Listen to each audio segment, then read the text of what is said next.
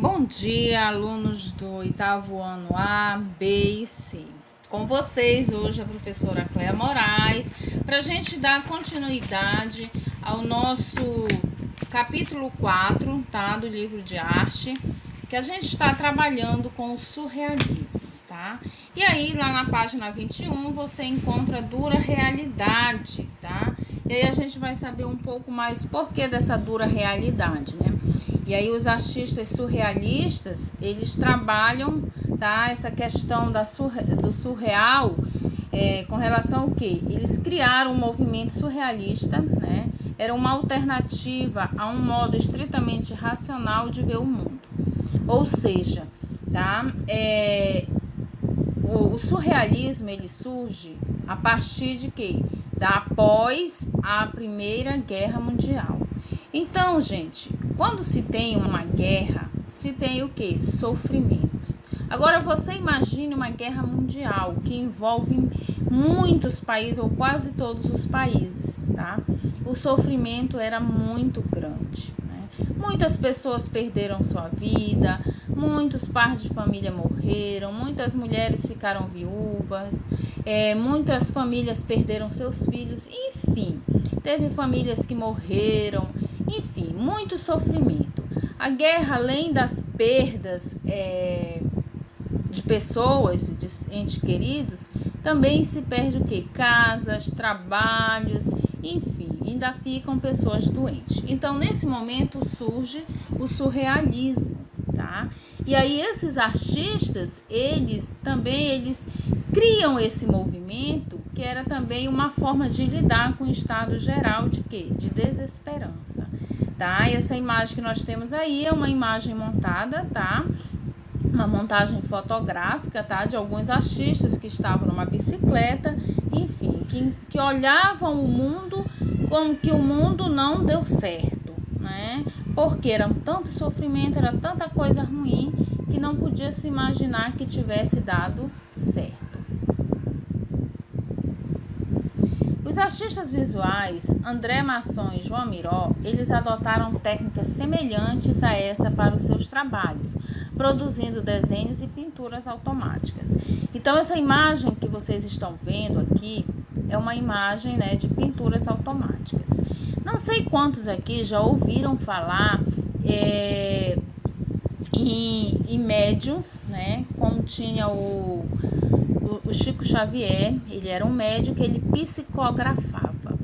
Então, essas imagens aí é como se fosse psicografada, ou seja, o artista, né, no caso Masson e Miró, eles, através do subconsciente, eles conseguiam desenhar, tá, ou escrever aleatoriamente o que o subconsciente queria dizer. Então, isso aí é uma obra, tá, que está mostrando a escrita automática ou pinturas automáticas. A pintura, no caso da pintura, Masson costumava praticá-la usando areia, tá?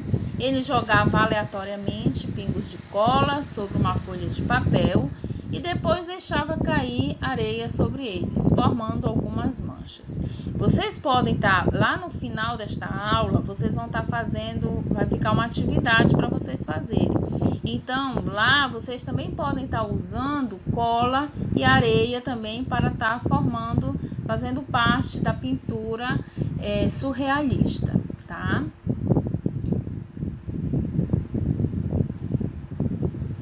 Um artista brasileiro, Vicky Muniz, ele fez um quadro todo usando geleia e outro de manteiga de amendoim. Observe a imagem. Nós temos aí a representação, tá, de Mona Lisa, sendo que essa primeira, mais marrom, mais vermelha assim, é a Mona Lisa, né, feita de geleia, e a outra é de manteiga de amendoim.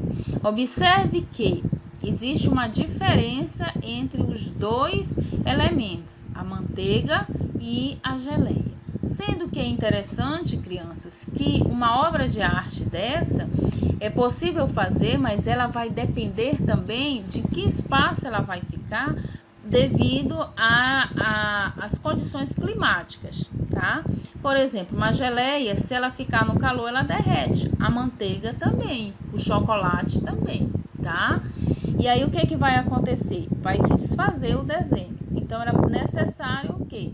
Fazer um desenho e fosse colocado numa parte fria, num freezer, numa geladeira para poder conservar.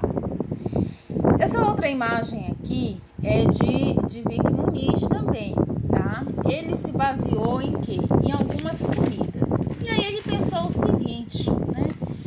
Que muitas pessoas, ou quase todo mundo, gosta de chocolate. Aí ele juntou. Se a maioria das pessoas gosta de chocolate, elas vão gostar de arte também. Por quê? Eu posso fazer uma homenagem a alguém através, né, de uma obra de arte utilizando o quê? O chocolate. E aí ele criou essa obra, né? Ele criou aqui, ele está representando um grande personagem do século XX, o médico austríaco Freud, que foi o pai da psicanálise. Então, essa imagem aqui é de Freud. E ele usa a calda de chocolate para dar essa vivacidade, né, na imagem, tá? E além do mais, era algo que alguém ia se interessar. Poxa, chocolate. Eu gosto de chocolate. Então, já queria observar. E também não deixa de ser o quê? Criatividade, crianças. A gente vê o quê? Que vários elementos são possíveis utilizar para o artista. Nós chegamos aqui na página 24, tá? Que fala do cadáver delicado. O cadáver delicado, crianças, era um tipo de desenho ou de escrita, tá? Que a pessoa desenhava ou escrevia o que vinha à sua mente, independente dele seguir ordem cronológica ou seguir alguma ordem, por exemplo, na escrita, tá? De gramática, nada disso. Se o artista ele pensava, alguma coisa saiu aqui na cabeça dele. Eu pensei que eu estava no Ajuruteu agora. Eu estou aqui numa sala de aula virtual, tá? Olha só a diferença da realidade para a coisa. Uma coisa era a realidade, outra coisa era o que se tinha sobre a realidade, o que se imaginava.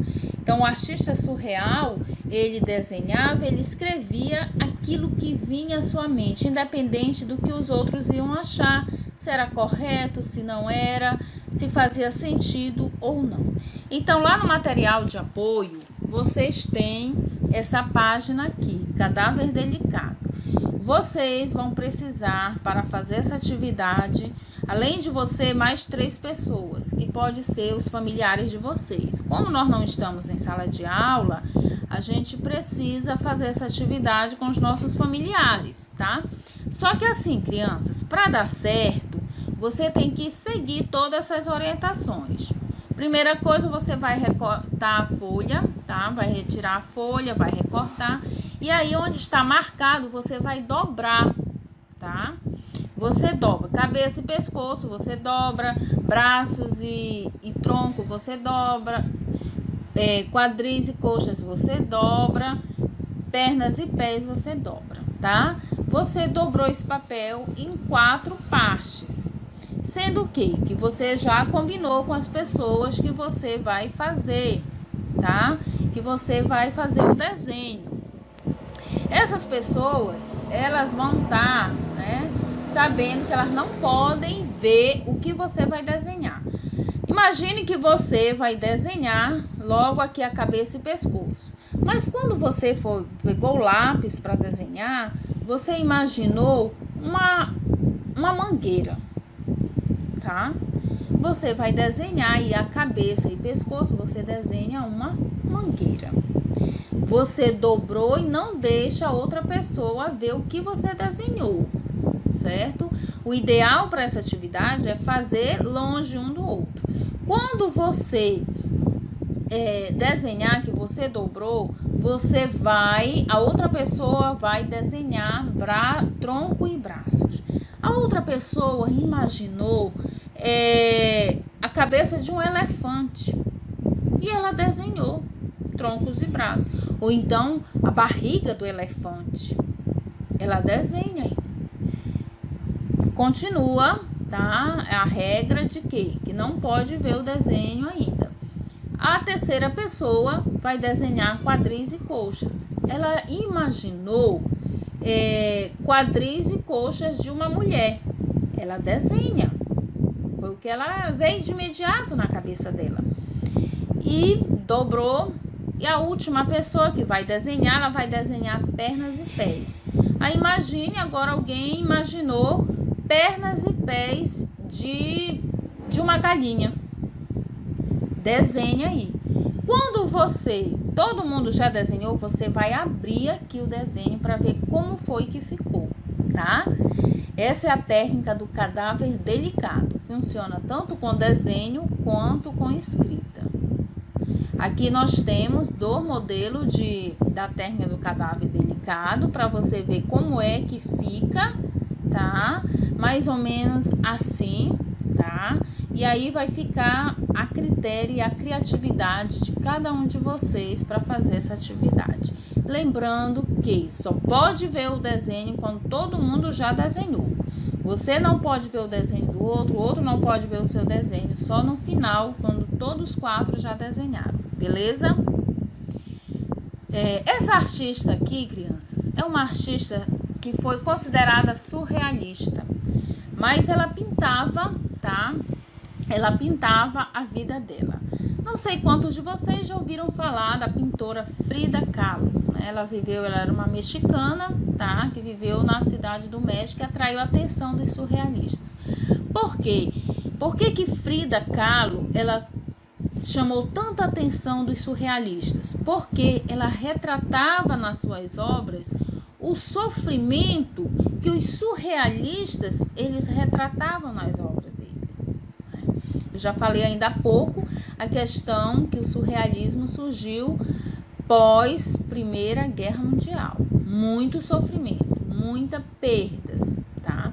E aí a Frida Kahlo, ela retrata o que a água me deu, tá? Que é uma obra dela. Ela retrata ela sentada em uma banheira, junto a uma série de recordações traduzidas em desenho. É um quadro muito rico em detalhes. Veja lá na página 25, tá? Que nós temos aí essa imagem. E aqui nós temos, tá? E o que nós temos aqui nessa imagem? Uma veia retrocida sai do raio e derrama sangue na água. Um desfile de insetos. Cada seta dessa aí, né, tem a informação sobre o que Frida Kahlo desenhou, tá? Desculpa, essa obra aqui. Cada seta dessa tá representando algo que a artista desenhou. E sempre está relacionado aqui a sua vida, né, o que ela passou, a todos os sofrimentos. E ela desenha também aí nessa obra os par dela, tá? Que tem também um significado de sofrimento, né, de tragédia, que ela é acidentada, ela vai sentir muitas dores, ela vai fazer várias cirurgias, depois, enfim, muito sofrimento na vida de Frida Kahlo, mas ela vai ser considerada uma surrealista que pintava a vida real. Bem interessante isso, tá? Para a gente finalizar a nossa 4ª unidade, a gente vai estar fazendo uma atividade avaliativa. Vocês vão criar uma obra surrealista. Olhem só que para esta aula nós vamos ter 2 atividades. A primeira é do desenho do cadáver delicado e agora é uma obra surrealista que você vai fazer. Eu coloquei aqui para esta atividade, eu coloquei cartolina, tinta guache e pincel, que é o que é mais em conta, crianças, tá? Mas se você não tem um pincel, você tem esponja, tem algodão em casa, você pode pintar também com eles, tá? Eu coloquei a cartolina, que a cartolina é mais barato do que a tela, mas se alguém de vocês quiser utilizar a tela, tudo bem, tá certo? O que é que eu quero? Que você faça essa atividade. Nessa obra surrealista, além do desenho, você pode estar usando também, tá, o que Muniz fez, né, criando a questão Masson, que ele usou areia para fazer parte da obra surrealista dele, tá certo? Qualquer dúvida, estarei à disposição de vocês, me mandem mensagem no meu PV. A nossa atividade também, eu vou abrir as trilhas, tá? Da unidade 3 e 4, que é para vocês fazerem. Toda essa atividade vocês vão poder me entregar até dia 30 deste mês, beleza? Qualquer dúvida, entre em contato. Os alunos do 7º A e B entregam para mim, e os alunos do 8º A e B entregam para mim, do 8º C entregam para a professora Karen. Mas se você é aluno do 8º C e quer tirar dúvida, você pode mandar perguntas, pode mandar as dúvidas para o meu WhatsApp, tá certo? Bom dia, que Deus abençoe cada um de vocês e seus familiares. Fiquem com Deus.